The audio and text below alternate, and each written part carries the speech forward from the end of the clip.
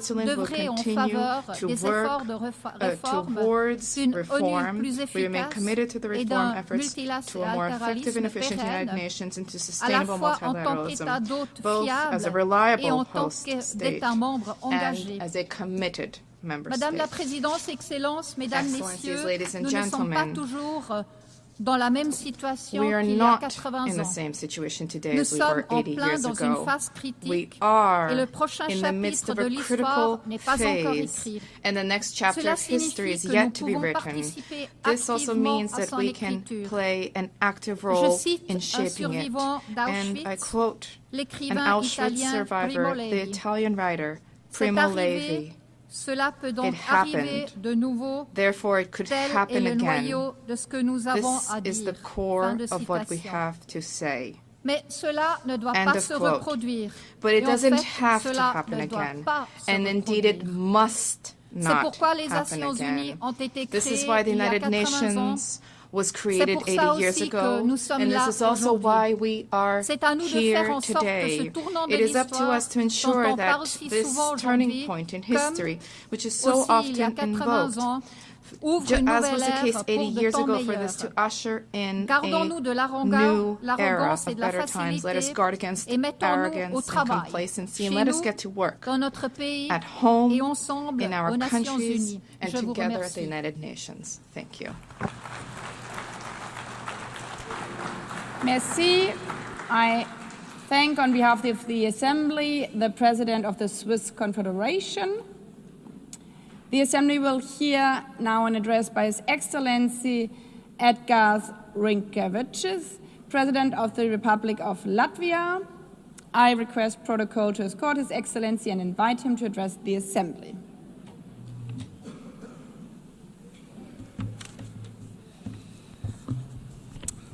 Madam President, Excellencies, distinguished delegates. First of all, allow me to congratulate Your Excellency, Madam Annalena Baerbock, on assuming the presidency of the General Assembly. You will have Latvia's full cooperation. Latvia believes that we are stronger together, stronger in advancing peace, fostering development, upholding human rights.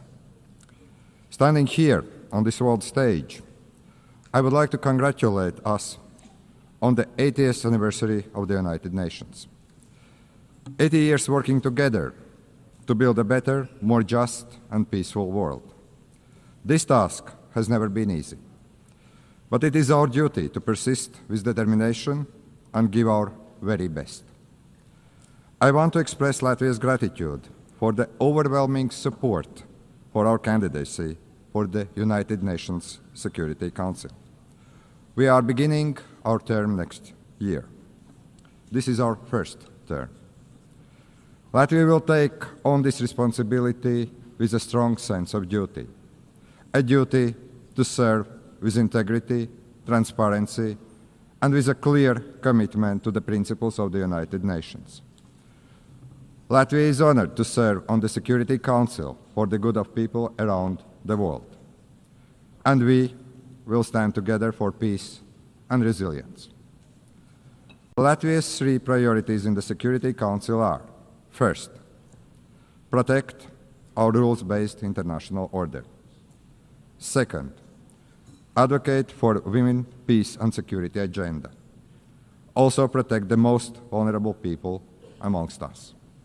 Third, find solutions to emerging security threats. These include climate change, hybrid threats, the challenges related to the safety of artificial intelligence. Excellencies, the world is in disarray. Before our eyes, we see blatant attempts to weaken or even to destroy the rules-based international order, the order that is rooted in the United Nations Charter. In effect, a new world order is emerging, and it is not a better one. There is an attempt to recreate the world where the might makes right. The permanent members of the Security Council undertook to maintain international peace and security, to prevent wars, to prevent devastation and loss of life. But it seems that one permanent member, Russia, doesn't want this. Russia wants a world where brute force prevails over international law. Russia does not want peace. Russia wants to get what it wants. And Russia is willing to inflict destruction and misery on others. Unfortunately, Russia has partners in crime, notably Iran and North Korea. Ukraine is fighting back, bravely, with all it has. Ukraine is facing an existential threat to its people, to its land, to its freedom. Ukraine is fighting for all of us, for the rules-based international order, for independence and sovereignty, for territorial integrity, so that international borders are not changed by force. These actually are the very principles at heart of the United Nations. Latvia stands with Ukraine and will advocate for its sovereignty and territorial integrity at the United Nations Security Council. We are and we will be advocates for Ukrainian children abducted by Russia. They must be returned. We will be advocates for the Ukrainian civilians who have lost their homes and livelihoods. Latvia will use its position on the United Nations Security Council to help achieve a just and lasting peace in Ukraine. I want to express my appreciation to President Trump, President Zelenskyy, and my European colleagues for their efforts to achieve peace, for trying to stop the unnecessary destruction and the misery we are witnessing in Ukraine. It is our collective duty to uphold the principles of the United Nations Charter, especially when a permanent member of the United Nations Security Council openly violates them. We need no reminding that the United Nations was founded on the ruins of the World War II, to save future generations from the scourge of war, to maintain international peace and security, to protect human life. Distinguished delegates, in war, it is the most innocent that pay the highest price. It is our duty to strengthen international cooperation to tackle the escalating crisis in Gaza. The humanitarian catastrophe in Gaza continues to spiral. Urgent action is needed to end civilian suffering. Latvia condemns all terrorist attacks. Nothing can justify terrorism. We recognize Israel's legitimate right to self-defense, but it must be exercised in line with the international law, and particularly international humanitarian law. The law is there to protect every one of us. Latvia calls for an immediate ceasefire in Gaza. The terrorist organization Hamas must release all hostages. Hamas must be destroyed, as this organization is responsible for so much human suffering in the region. We need to ensure that the access to humanitarian aid in Gaza is safe and unconditional. The ongoing escalation confirms the need for a sustainable political solution, the need for a two-state solution in accordance with international parameters, the need to break the cycle of violence, to reach a just and lasting peace, a peace that addresses the security concerns and the legitimate aspirations of both the Israelis and Palestinians. Latvia is keenly aware of the ongoing conflicts around the world. We must work together to resolve the dire humanitarian situation in Sudan and Democratic Republic of the Congo. We will not look on helplessly as crises unfold. As a member of the Security Council, we will call on the international community to take collective action and to facilitate humanitarian aid, to try to end unnecessary human suffering. Distinguished delegates, we must do everything in our power to protect the most vulnerable people, especially women and children.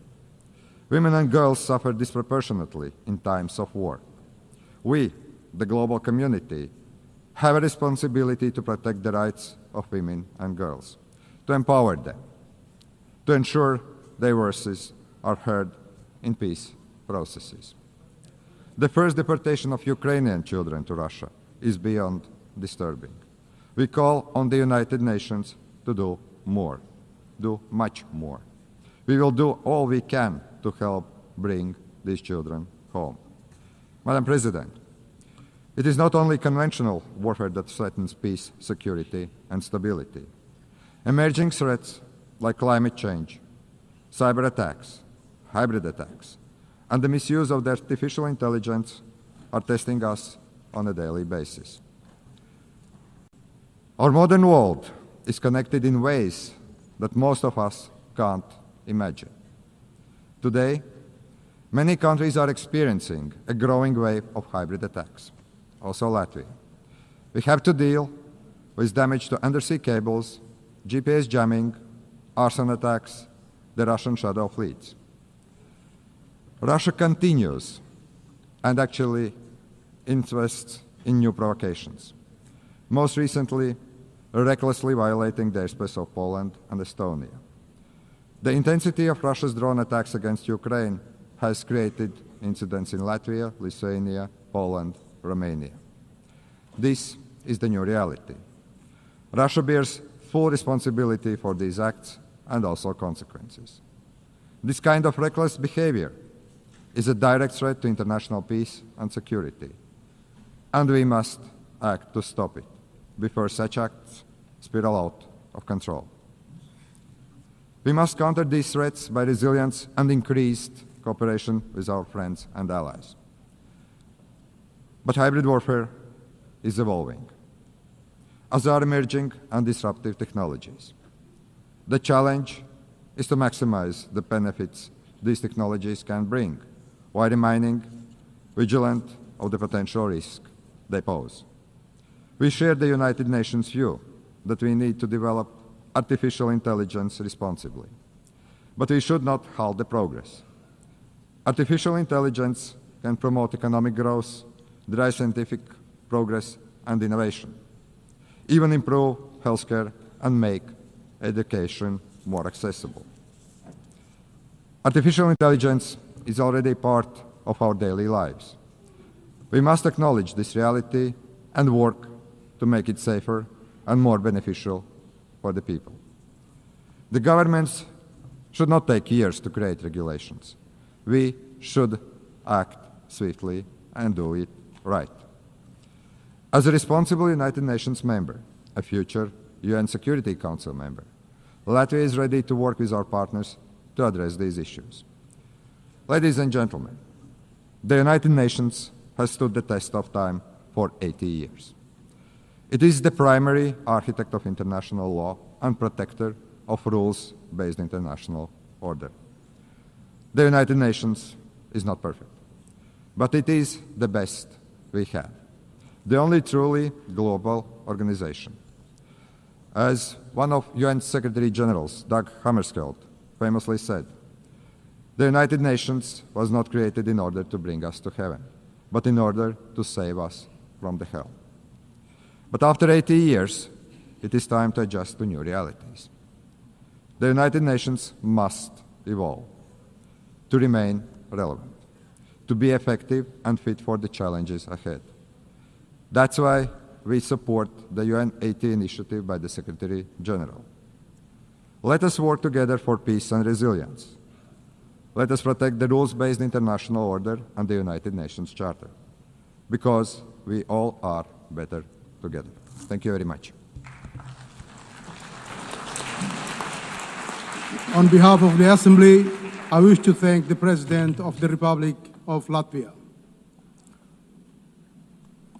The Assembly will hear an address by His Excellency William Samoei Ruto, President of the Republic of Kenya and Commander-in-Chief of the Defense Forces. I request protocol to escort His Excellency and invite him to address the Assembly.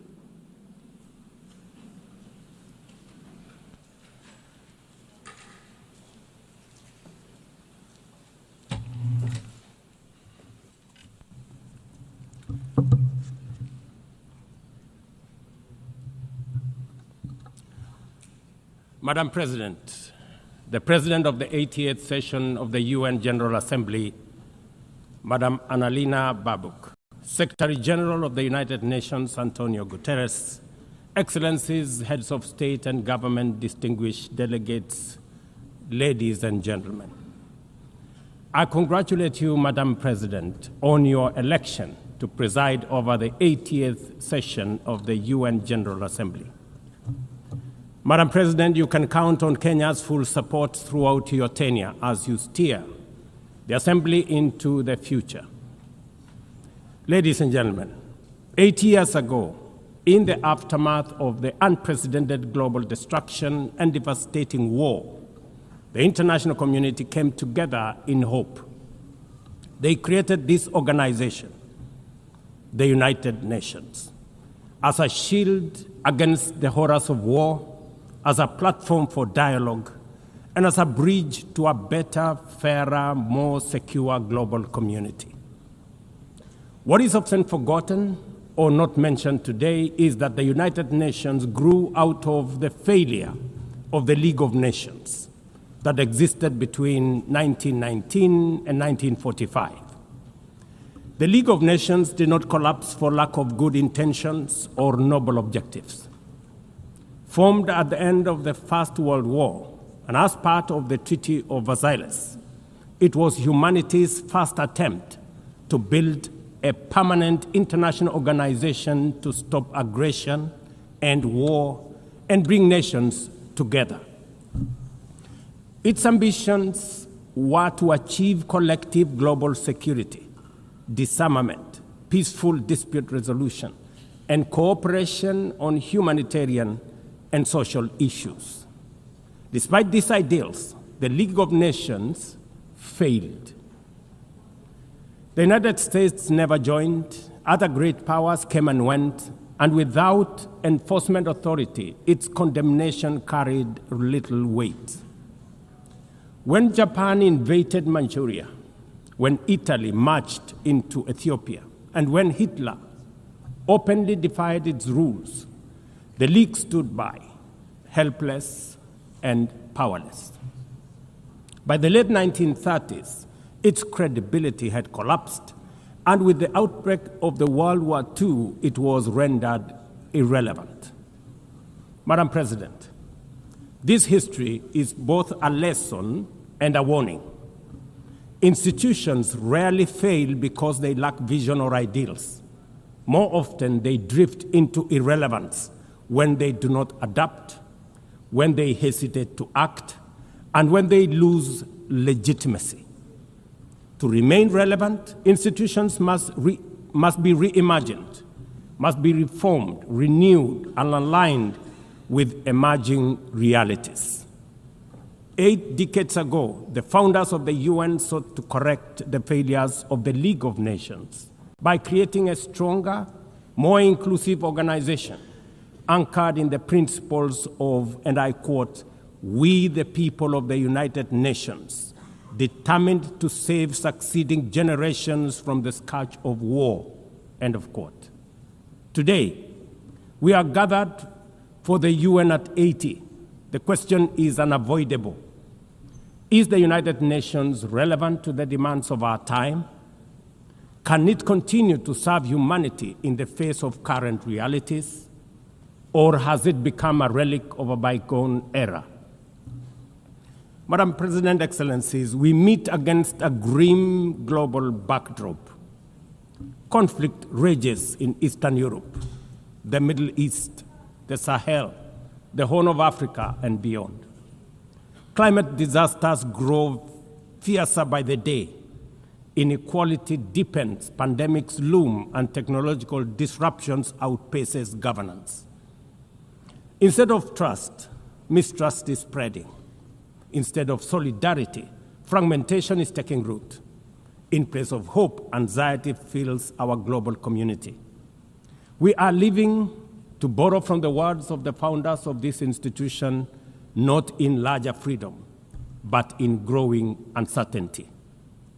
At this moment of turbulence, when we most need a strong United Nations, the organization faces its deepest crisis in credibility and capacity. Funding cuts have paralyzed its operations. Bureaucracy has slowed its response. The Security Council remains frozen in the post-war structures of 1945, unable to act inclusively, with fairness, and with speed. Ladies and gentlemen, I can, however, state with absolute conviction that the United Nations has been one of humanity's greatest achievements. For 8 decades, it has held back the specter of global war, calmed conflicts from Cambodia to Liberia, and stood guard in some of the world's most dangerous places through the courage of its peacemakers and peacekeepers. Few institutions in humanity's history can claim such a legacy. The United Nations has stood at the front lines of humanitarian crisis, from famine relief in the Horn of Africa to emergency shelter for millions of Syrian and Ukrainian refugees. It was at the forefront in the eradication of smallpox, coordinated global responses to HIV and AIDS, Ebola, and COVID-19, and continues to champion universal vaccination. Its agencies have advanced women's rights, protected children, safeguarded refugees, and set global norms on everything from disarmament to climate action. The UN Sustainable Development Goals remain a shared blueprint for human progress. These are achievements no nation could have achieved alone, however rich, however great, or however powerful. And yet, every institution, no matter how noble its origins or impactful its legacy, must adapt to changing times or slide into irrelevance. Today, the United Nations stands at a crossroads of renewal on one hand or decay on another. Put differently, after 80 years, the rhymes of time are calling on us to reimagine the original promise that inspired the founding of the United Nations, and that is the quest for global peace, development, and human rights. But this call must now be answered in a global context that is profoundly different from the post-war era in which the UN was conceived then. We would be denying the cold, hard truth if we say that the United Nations is delivering as it should. On peace and security, its voice is too often drowned by the rivalries of great powers, while some nations simply ignore its resolutions and do as they please.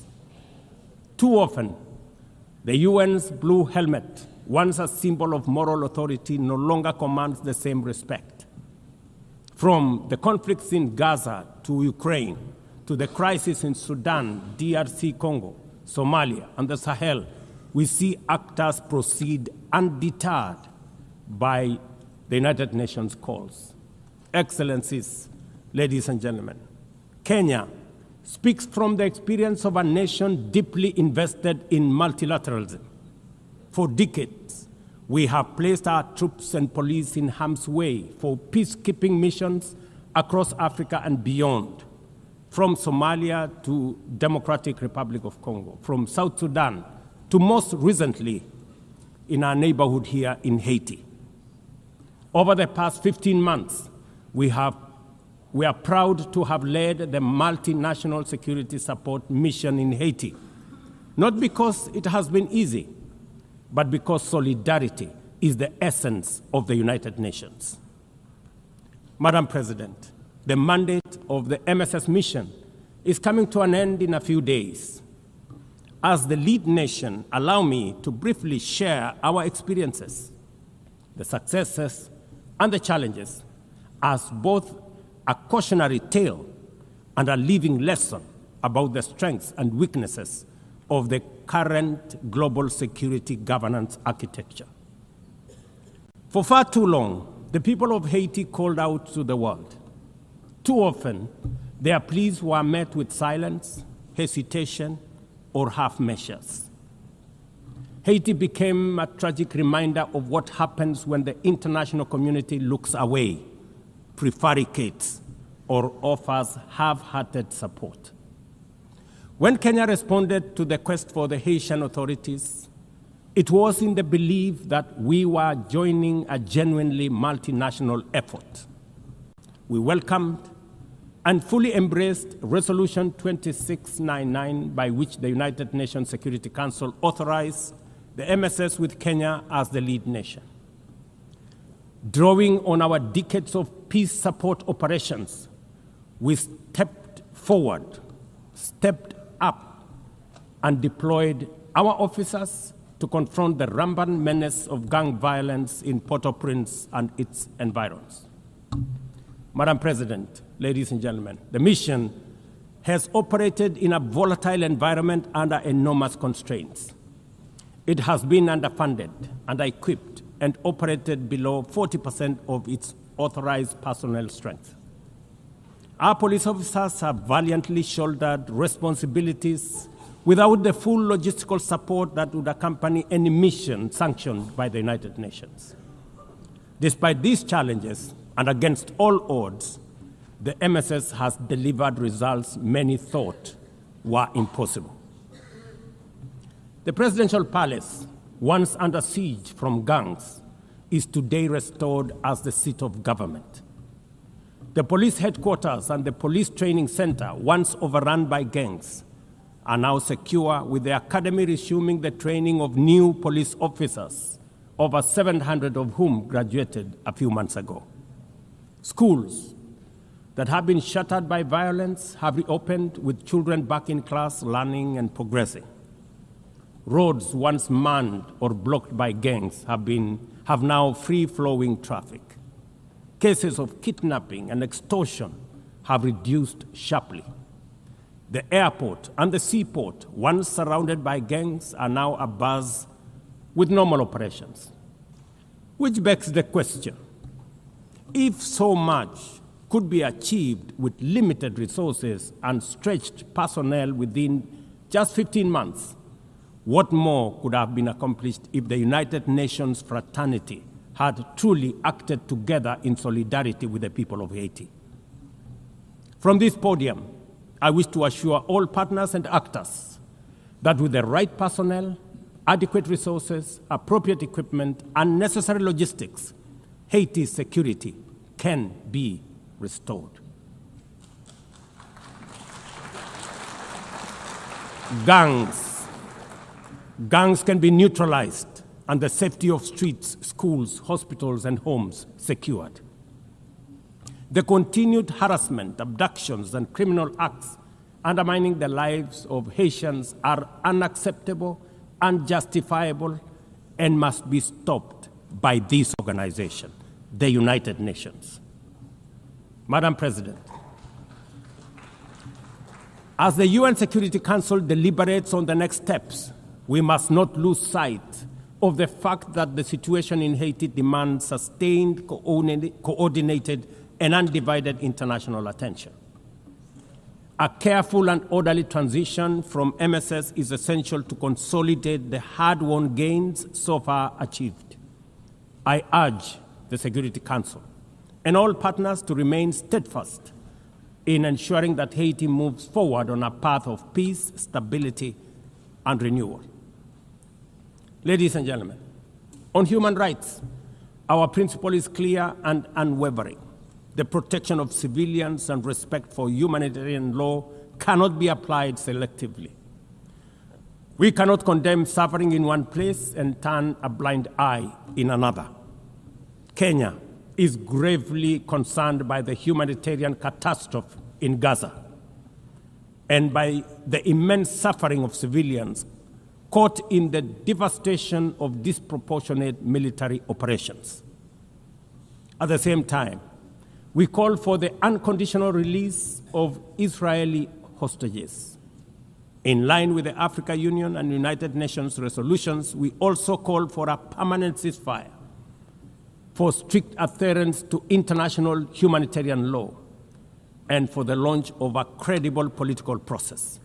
Only through such a process can the vision of a two-state solution be realized, where Israel and Palestine live side by side in peace, security, and stability. Kenya is equally deeply troubled by the worsening humanitarian situation in Sudan, where innocent citizens are caught in the crossfire of a needless war. We fully endorse the Quad, comprising Egypt, Saudi Arabia, the United Arab Emirates, and the United States, in affirming that there cannot be a military solution and that only political dialogue offers a viable path forward.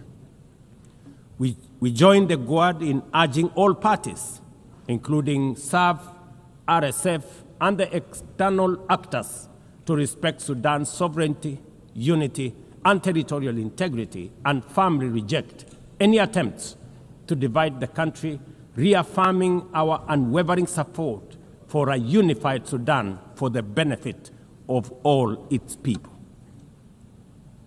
Excellencies, distinguished delegates, those who look to the future with a clear vision know that climate change is not only the single greatest threat of our age, but also one of the greatest transformation opportunities of our time. The global stocktake has made it plain that the world is off track. Current national determined contributions are steering us towards temperature rises far beyond any safe threshold. This is the difference between survival on one hand and devastation for millions across the world on the other. Kenya and Africa are not passive victims of this crisis. We are taking bold steps showing that climate action is not only possible, but can also be the foundation for inclusive growth. We are building a climate-resilient society by embedding adaptation into every sector, from agriculture and energy to infrastructure and livelihoods, to sustainable mining and artificial intelligence. This ambition is visible on the ground. Today, 93% of Kenya's electricity comes from renewable sources: geothermal, wind, solar, and hydro. We are expanding investments in e-mobility, climate-smart agriculture, clean cooking solutions, and green manufacturing. We are also pioneering nature-compatible solutions such as sustainable waste management and circular economy interventions. Africa, too, is uniting its voice. In 2023, in Nairobi, we hosted the inaugural Africa Climate Summit, where the continent adopted the Nairobi Declaration on Climate Action and Call to Action. Just 2 weeks ago, in Addis Ababa, Africa came together once more at the second Africa Climate Summit to reaffirm our commitment and strengthen our ambition for climate-positive growth. We declared Africa not just as a victim of the crisis, but as a source of solutions, with climate action driving economic growth, transformation, and job creation for our communities. Ambition, ladies and gentlemen, cannot stand on willpower alone. Implementing our new NDCs will require $56 billion. That is why we call on the global community to unlock the $300 billion agreed at Baku, and to accelerate negotiations towards the new $1.3 trillion goal under the Baku-Belém roadmap. Without affordable finance and without reform of the international financial architecture, the promise of climate action in Africa will remain constrained. Madam President, in the aftermath of World War II, the Bretton Woods institutions were created to stabilize the global economy and rebuild war-torn Europe. At that time, their design reflected the power and interest of the victorious nations, who were also their primary shareholders and beneficiaries. The IMF was tasked with upholding the gold standard exchange rate system, while the World Bank was established to finance Europe's reconstruction. Both have since evolved into development finance institutions, but their structures, decision-making, and governance remains dominated by wealthy nations. Today, the global context is vastly different. The global standard collapsed 5 decades ago, and Europe has long since been rebuilt. Yet, the governance of these institutions has not kept pace with needs of a multipolar world, especially the needs of poor and developing nations. The mismatch between shareholders and stakeholders has become starkly visible. For instance, during the IMF's recent allocation of special drawing rights, 64% went to wealthy nations. Just imagine, 64%. With little need for liquidity support. They didn't need the money anyway, but they got 64%. While the poorer countries received just 2.4%. What a disconnect. The imbalance highlights how the very institutions meant to safeguard global finance stability often perpetuate inequality and instability. I have argued, and I say it again, that the current global financial architecture punishes poor countries with high interest rates and enormous conditionalities while rewarding rich nations with lower interest rates and softer lending rates. Its rules, priorities, and allocation mechanisms consistently favor those already prosperous, while trapping vulnerable economies in cycles of debt, high borrowing costs, and inadequate access to emergency support and concessional funding. It is imperative to transform these institutions into genuinely independent, apolitical global bodies that their operations are aligned with their global mandate. Such a shift would democratize decision-making, restore credibility, and allow the IMF and the World Bank to serve all countries fairly rather than reinforcing old hierarchies. But Africa is not merely waiting for external prescriptions. We are taking bold and deliberate steps to strengthen our financial independence, safeguard our stability, and accelerate our development. Kenya, for instance, fully endorses the establishment of the Alliance of African Multilateral Financial Institutions, launched with the Africa Union in February 2024.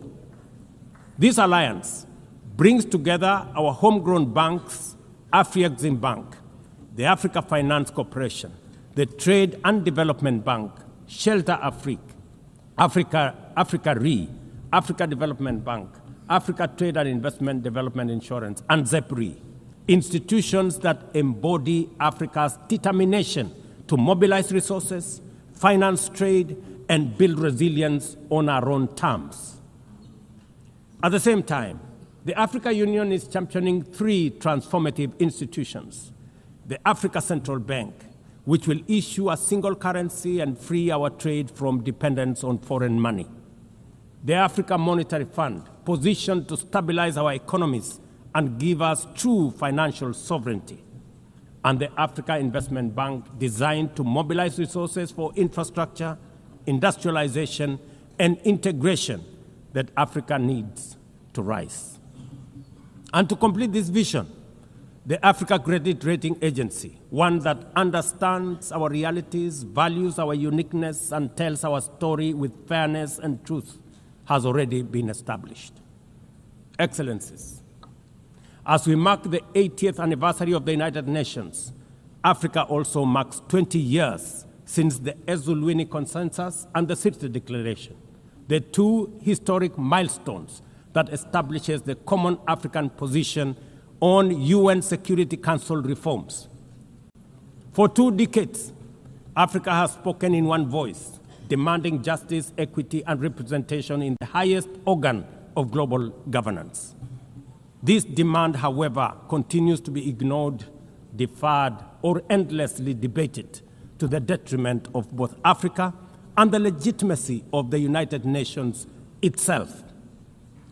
You cannot claim to be the United Nations while disregarding the voice of 54 nations.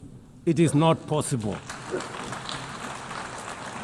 Africa is no longer willing to wait on the margins of global governance while decisions about peace, security, and development are made without our understanding, without our perspectives, and without our voice.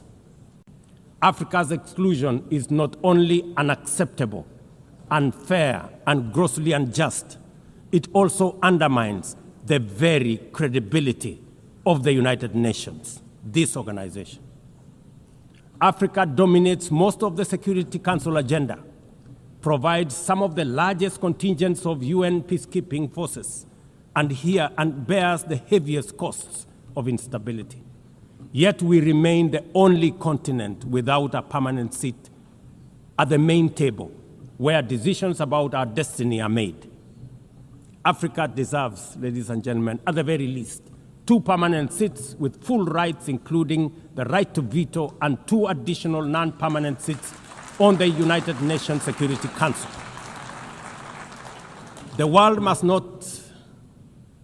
must understand that reforming the Security Council is not a favor to Africa or to anybody. It is a necessity for the United Nations' own survival. If the United Nations is to remain relevant in this century, it must reflect today's realities, not the post-war power arrangements of 1945. Madam President, despite the stated and evident weaknesses of the United Nations, it still remains humanity's best chance at global solidarity. No other institution has the universal legitimacy or convening power of the UN.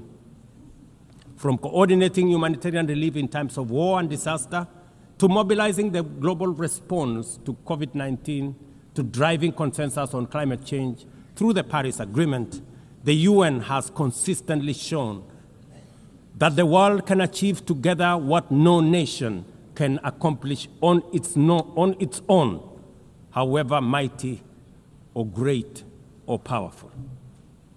As Dag Hammarskjöld, the UN's Second Secretary General, once observed, and I quote, "The United Nations was not created to take humanity to heaven, but to save it from hell." End of quote.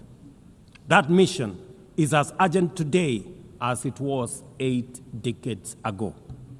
At a time when conflicts are multiplying, when climate change threatens every economy, and when inequality is widening, the need for a functioning, credible, effective, and a multilateral system has never been greater.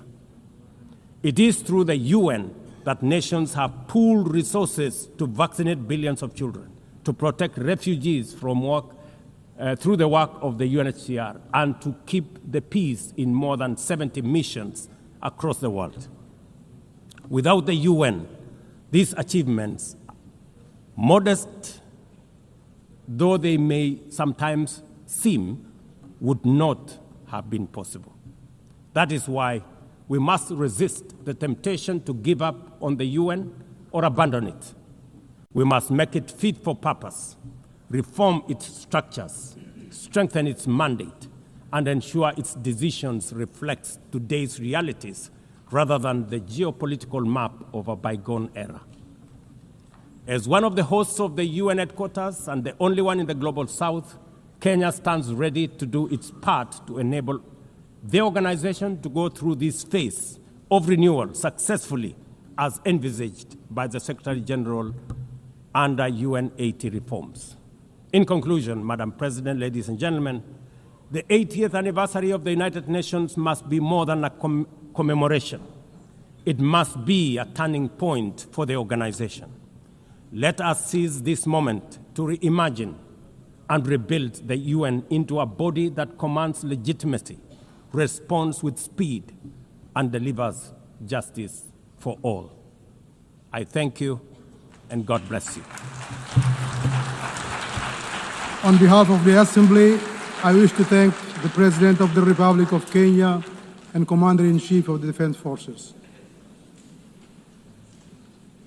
The Assembly will now hear an address by His Excellency Santiago Peña Palacios, President of the Republic of Paraguay.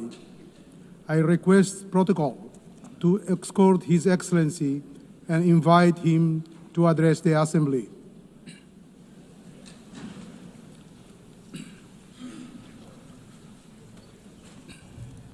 Señora Presidenta de la Asamblea Madam General, President of the General Assembly, distinguidos jefes de Estado y de distinguished Gobierno, heads of state and estimados government, ministros de Relaciones Exteriores, distinguished damas y ministers caballeros. of foreign affairs, ladies and Esta es gentlemen. mi tercera This intervención is en la my Asamblea third General address de las to Naciones the Unidas. United Nations General Es sin Assembly. duda un It enorme is without privilegio y doubt an honor immense representar al privilege and an Paraguay honor to en este represent magno foro. Paraguay in Un this país que magnificent quizás forum, geográficamente a parece country which pequeño, may look small pero on es the un map, gigante en but su espíritu is a y sus giant in potencialidades. its spirit and potential. Por ello, al volar hasta Nueva York desde lejos, As I flew pensé en into New empezar York este from afar, discurso I was thinking expresando that I la might alegría que begin my siento por speech by tener la sharing the oportunidad joy that de I feel contarles at having the las grandes opportunity cosas que to esperan tell al you Paraguay. about the great things that lie Sin ahead embargo, for Paraguay. los sucesos However, the acaecidos events en los of últimos recent meses days y días hacen and que esto months sea make simplemente this simply imposible. impossible.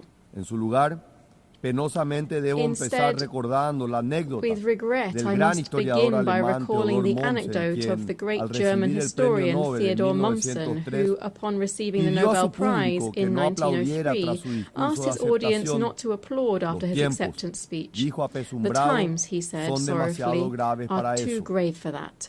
Los años siguientes confirmarían The plenamente years su that intuición. followed fully confirmed his Creo intuition. que exactamente lo mismo puede decirse I ahora. believe exactly the same En thing can be efecto, said today. en estos días hemos Indeed, visto que in el mal, recent times we la have witnessed that ideologización evil, radical, la intolerancia, son desafortunadamente reales intolerance y están are enraizados en unfortunately ciertos real and sectores de embedded nuestras in sociedades. certain sectors of our societies. Todavía estoy conmocionado y I también triste y remain afligido shaken, por las saddened, and imágenes chocantes distressed de by dos the cobardes e shocking images of incomprensibles two atentados cowardly and políticos. incomprehensible Primero, political la attacks. intolerancia, el First, odio, se intolerance llevaron and la vida de hatred, un which gran took ser the humano, life of a great Miguel human Uribe, being, el Miguel precandidato Uribe, the presidencial Colombian colombiano, presidential quien fue asesinado pre-candidate en who público was durante assassinated un in public recorrido en while una plaza. touring a square, Los while fantasmas de la on a national violencia tour. que Ghosts pensábamos era of cosa del violence, which we pasado para thought were a nuestros thing of hermanos the de Colombia. past for our Segundo, Colombian brothers and vimos que un sisters. joven soñador, Charlie Second, Kirk, we saw a era young dreamer, miserablemente Charlie Kirk, arrebatado de who su was esposa miserably y dos torn hijos from his por wife un and two único pecado: children for one sole defender sin, sus convicciones defending y his los valores con convictions and gran values elocuencia with y coraje. eloquence and courage. Ambos, en lugar de acudir a la violencia para Both men, imponer sus ideas, rather than resorting to recurrieron al violence to método impose más their cívico y ideas, pacífico chose the most posible: civic and peaceful el debate method libre, possible, abierto, free, franco, open and frank sin debate, eludir las without posiciones evading controversiales, controversial pero positions, siempre yet en el marco del always respeto. within a framework of respect. La respuesta ominosa, macabra, The nos ominous, tiene que macabre despertar de nuestro response must somnoliento awaken us estado from de our slumber complacencia. of complacency. Queridos amigos, Dear nuestros friends, valores, nuestra forma our de vida misma values, están en peligro. our very way of life La idea de are la at risk. democracia, The idea of venerable democracy, y genial creación that del venerable and genio brilliant griego, creation of que nos Greek permite genius, un which modus allows vivendi us to have a pacífico, peaceful a modus pesar de nuestras vivendi, diferencias, despite our se differences, encuentra hoy en riesgo. is currently Por ello, en tiempos en los jeopardy. que la oscuridad busca apagar Therefore, la in luz, times when debemos darkness tomar seeks to posición. extinguish the light, we must take a No es stand. tiempo para tímidos, señores. This is O no time estamos to be del lado timid. correcto, de Either la we paz y stand la on the razón, right side o of peace and estamos con la reason, violencia or we y la stand with violence intolerancia. and intolerance. Nuestros hijos y nietos no olvidarán Our qué children and actitud grandchildren will hemos not tomado forget ante el the enorme stance that we desafío que took when enfrentamos. faced with the immense challenge Por eso before quiero us. ser muy claro con ustedes. That's why I wish to be La very clear violencia with you. política es inmoral, Political violence is intolerable immoral, y intolerable, profundamente and dañina. profoundly harmful. Debemos rechazarla sin We must matices. reject it Por without eso les equivocation. pido que digamos alto y So fuerte, let's say no al loudly odio, and clearly, no a la no to violencia, hatred, no to violence, no al and no autoritarismo. to No authoritarianism. debemos subestimar la gravedad de lo que está We ocurriendo. mustn't underestimate the Estos no gravity son of what's casos happening. aislados. These aren't Son isolated patrones, events. They are Y la situación se ha venido agravando ante la mirada impasible de los gobiernos y de los movimientos políticos. La polarización y el extremismo, antes revelado sutilmente en textos y discursos, hoy se están materializando en actos de violencia reales. Hay una crisis de creencia en las instituciones. Los ciudadanos simplemente ya no confían. Simply no longer have trust. Esa democracia que por décadas ha sido garantía de los derechos más fundamentales del ser humano, personificados en ese magnífico instrumento que es la Declaración Universal de los Derechos Humanos, imperecedero logro del sistema de Naciones Unidas, está sellada por todos los cuarteles y espectros, tanto por la izquierda como por la derecha. Y esto, señores, puede ser un camino sin retorno. Esta situación de crisis es el caldo de cultivo perfecto para el autoritarismo, donde los valores democráticos se erosionan, el autoritarismo o su perverso hermano gemelo, el populismo, toman su lugar. Paraguay ve con enorme preocupación las restricciones al ejercicio de derechos restrictions on the exercise of fundamental rights, such as access to free information and freedom of expression in some sister countries. These are already palpable demonstrations that the crisis is real and far-reaching. Thus, regrettably, the situation in Venezuela has become truly alarming. Systematic violations of human rights and fundamental freedoms are being compounded by actions that are contrary to international law and the persecution of political leaders. The electoral process in July 2024 trampled the will of the Venezuelan people. 7 million Venezuelans have left their homeland. This is the largest migratory crisis in the history of the Western Hemisphere. In Nicaragua, meanwhile, the persecution of political opponents persists and is expanding aggressively. The situation of human rights and fundamental guarantees is dire. Entire religious orders have been expelled. Hundreds of Nicaraguans have been stripped of their nationality for the sole crime of dissenting. Even the Catholic Church is being persecuted, something that was once unthinkable in Latin America. Paraguay knows better than most the calamity of authoritarianism and dictatorship, having lived through the longest military regime on the continent in the 20th century. The scars of this have not yet fully healed. We therefore cannot and must not stand silent while our Latin American brothers and sisters suffer the same oppression that marked our own past. The crisis of democracy, friends, will not be resolved with an iron fist, nor with censorship, nor authoritarianism, much less so still with violence. We must resist these alluring imposters. As the Italian philosopher Norberto Bobbio said, crises of democracy are resolved in one way only, with more democracy. Not with authoritarian charlatans, nor with hatred or intolerance. We must respond with more democracy, more republicanism, more tolerance, more dialogue, more rights, more freedom. La razón de ser, la esencia de las Naciones Unidas, the raison d'être, the essence of the United Nations is and shall remain the maintenance of peace. Yet, while we are meeting here, more than 120 armed conflicts show just how serious the failure of our institutions can be. Paraguay extends its solidarity to all victims of armed conflict and calls once again for the peaceful settlement of disputes.